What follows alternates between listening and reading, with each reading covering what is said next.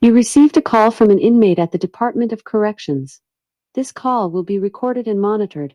If you wish to block any future calls of this nature, dial 7 now. To accept this call, press 5 now. To decline this call, hang up. Well, Jeffrey, I have not heard from you in quite a while. Yeah. Yeah, that happens quite a bit. When people need my help, they'll call me. Okay. And so, what, he's an old friend of yours? Or oh, okay. So he's someone new that just comes into the prison and you have no past connection with them. 20 years. Oh, don't get me started on how much I hate those 20-year sentences. I've really seen nothing good come from that. Well, yeah, that is, yeah, it's going to get right. Yeah, it's tough to get support for crimes against children, especially their own. And yeah, that's one of those things where if you if somebody were to ask, does anybody in this room support this person, and one hand were to go up, all these little dagger eyes would be staring at them. So it's really tough to publicly announce your support for somebody convicted of a crime like that. No, well, for me, a crime is a crime. If you get convicted and it's justified, you committed a crime and you go to prison, I think the sentence should be fair. And 20 years, it just depends on the circumstances. Now, have you talked to this person? Okay, see, that's classic. A rough upbringing, trauma, rejection from the community, poverty. Even though these aren't things that cause people to commit crimes, it is it does take an effect on the mental state of being. Yeah, and well, yeah, there. What? Yeah, okay, but you see, if we're going to invest that kind of money, we want to make sure it works.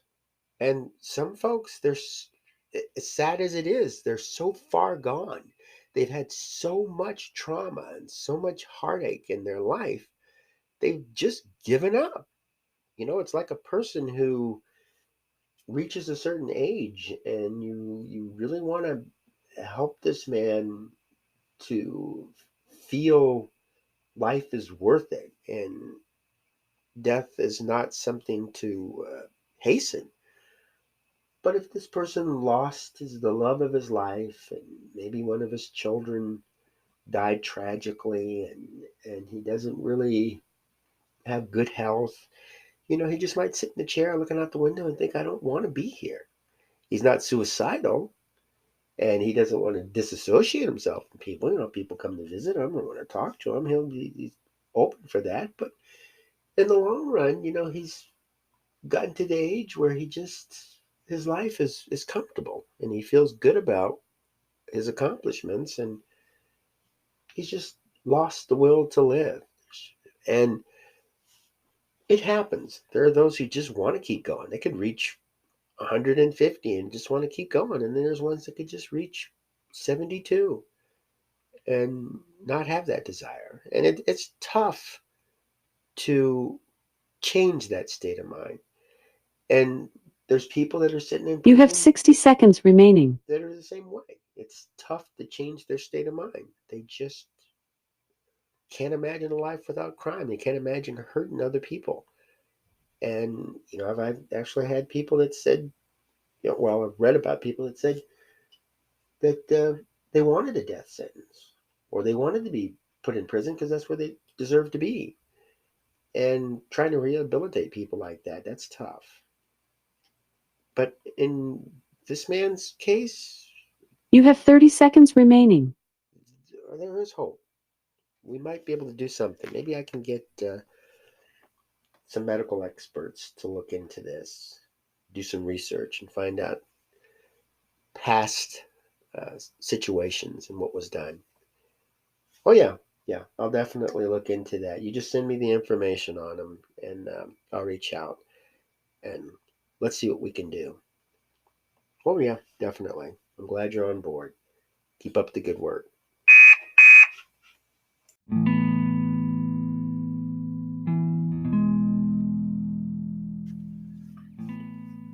Well, hello. Welcome to AQS Inmate Call. I am your host, Joel Wilborn. And this phone call is based on a recent news event that just touched my heart. It just reached out to me. And these are the things that I like to work to reform. As a prison reformist, I want to try to see less people in prison with long sentences, and maybe even cut back on prison and change the true nature of what a prison is supposed to be. And reading these type of stories, and I read this in the newspaper, is just a shocker. And nobody's going to do anything about it. We can't sit back and expect this to be fixed. And what had happened is this young lady committed a crime against her own daughter and filmed it.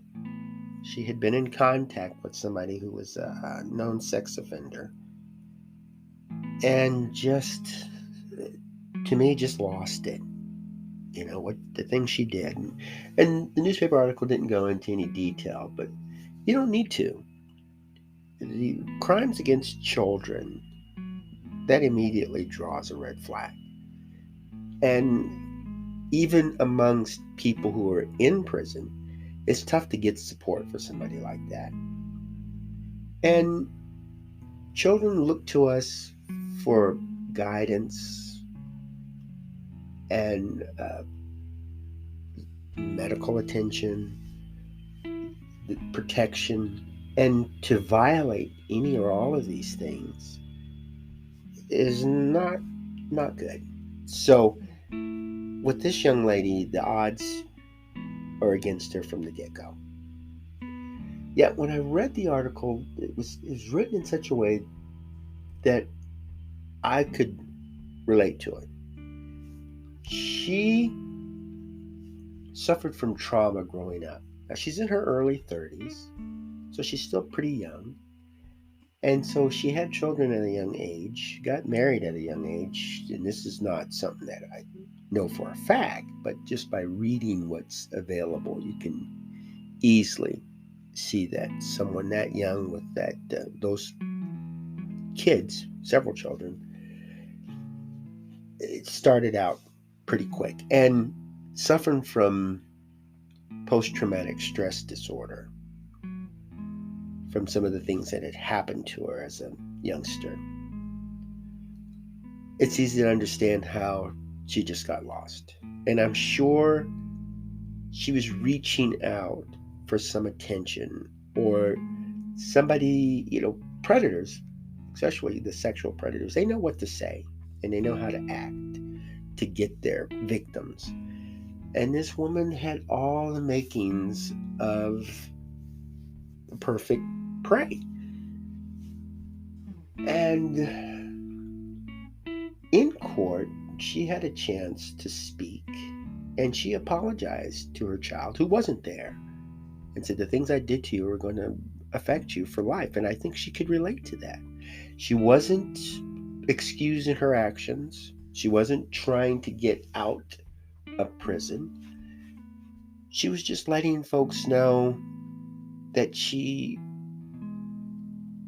was sorry for what she did.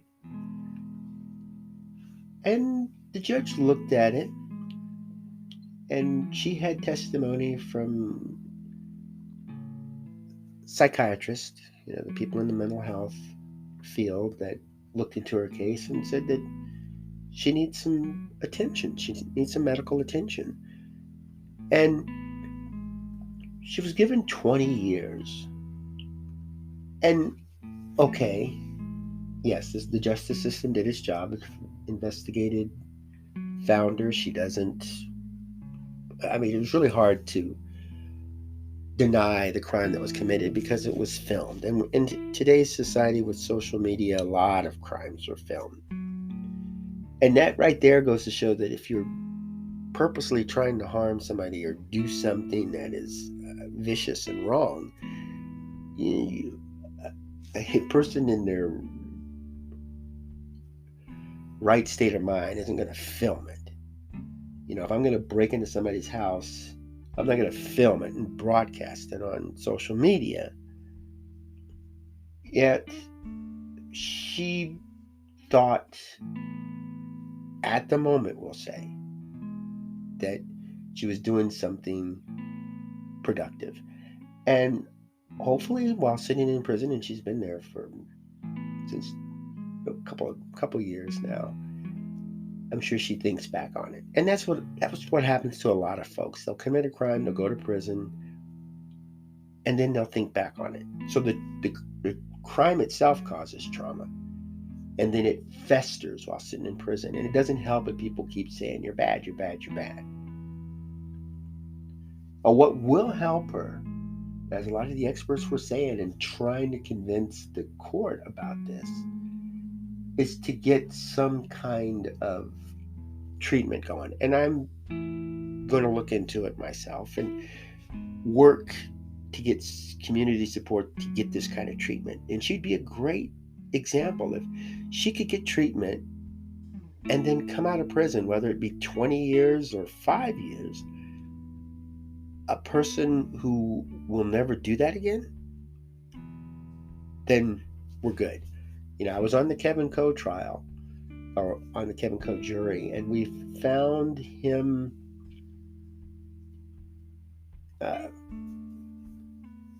not worthy of release. He'd served 25 years, and from what we saw in court, he deserved to be in prison for an indefinite period of time, at least until he can get some kind of treatment. And so he's being treated in a proper facility. And just looking at the things that he had done in his life, it was really hard to say, yeah, this person should go out. Even though I felt he was sentenced to 25 years and he should be released, he wasn't ready. And that's a new thing we have to look at. Are they ready? And in 20 years, she may not be. They may say, okay, we're going to release you, and then another jury could sit down and say, no, she's still exhibiting those signs of criminal behavior. And if she is released, she may harm somebody else.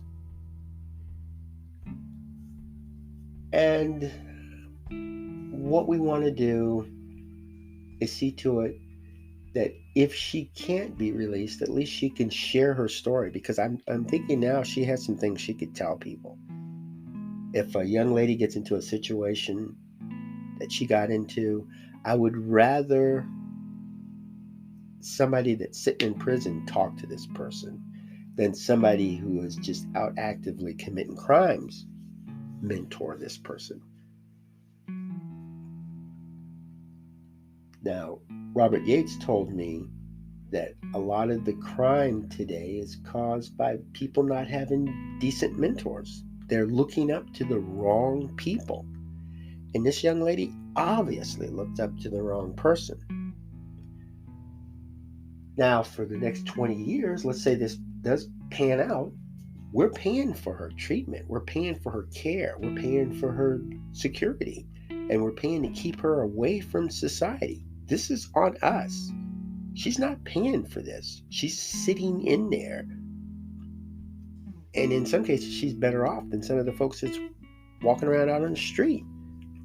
She gets her food that we pay for. She gets her clothing that we pay for. She gets her bed that we pay for. All thinking that 20 years she's going to be a better person. And here's an example of how I think about situations like this. Let's say you buy a bed, and for a few years, this is a very comfortable bed, and you get a very comfortable night's sleep. You enjoy this bed. Then one day you hop in there, and it's just making this terrible noise, and you have a tough time sleeping. So you tell some of your coworkers and friends, family members, and you get some suggestions, several of them. And one person says, play some music. Maybe you can have a radio play and then turn off after a few hours. And then you're listening to this music or these sounds, and you're not hearing all this noise from the bed. Others suggest that you take a sleeping pill. Others say that maybe you go stay at a friend's house or go to a hotel. Just get out more often. Maybe sleep in a sleeping bag on the floor or something. But you're getting all kinds of suggestions, and yeah, it's just changed your life, but you're coping with it. Finally, you get advice from somebody who says, yeah, I know the situation you're going to. You're just going to have to wait 20 years. In 20 years, it will go away. So each day you get in that bed, you take your sleeping pills, you listen to your music, put in earplugs, you do whatever you can to get to sleep with all this noise going on in the background. And for 20 years you do this, and it's still going on. And you talk to your friend again who says, well, I don't know what else to say. It should have gone away after 20 years. And then you talk to somebody else who says, well, I'm going to take a look at it. I understand what you're saying about the bed, but let me take a look and see if I can physically find something. And your friend looks at the bed and says, oh, no, here's the problem. It's a loose screw. He tightens up the screw. You sit on the bed. You roll around on the bed. No noise. The bed is just as comfortable as it was when you bought it. And you think back, for 20 years, I went through all of this. And all it needed was just to have a screw tightened up. That's the way I see the prison system here. For 20 years, we're going to keep this woman locked up with absolutely no guarantee that when she gets out, she'll be a better person. I'm guessing after 20 years she will be, because she wants to be. She realizes her mistake.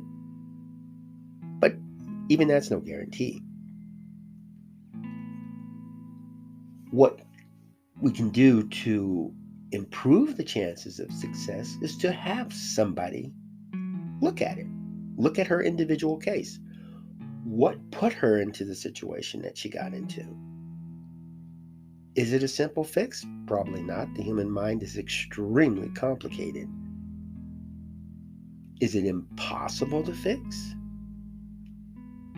Yes, without her help. If she doesn't want it, it's impossible to fix. But if she does, yes, it is possible. We can accomplish great things when we put our mind to it, when we work together, when we actively look for solutions. The first step in solving any problem is to identify the problem. We must find out what caused this behavior. And with a prison, we lock up children. It's not uncommon to put a 15 or 16-year-old in prison, in the same room with this young lady. Is she going to approach this woman and become a predator? Is she going to mentor this person and tell them, I know what you've been through, and I really don't want you to end up in the same situation that I ended up in? Don't know. What we do know is that we can change our way of thinking. Locking people up and forgetting about them isn't going to work, never has worked. We need to do something different. And with 20 years, you can try several different methods. You can have people go in and try. If it doesn't work, try something else. But still, 20 years just locking a person up and nothing else. There's people out there who could commit similar crimes and be completely acceptable to society, completely acceptable to themselves, and completely useful to their community after 5 years, and working with people who support them, their supportive relationships, working with those folks to get away from those terrible thoughts.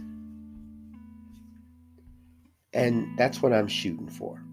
I'm really hoping we can get people back out onto the streets quickly, effectively, and to tap into their history, show them that what they went through isn't a bad thing that they have to live with for the rest of their life. They could turn it to help others.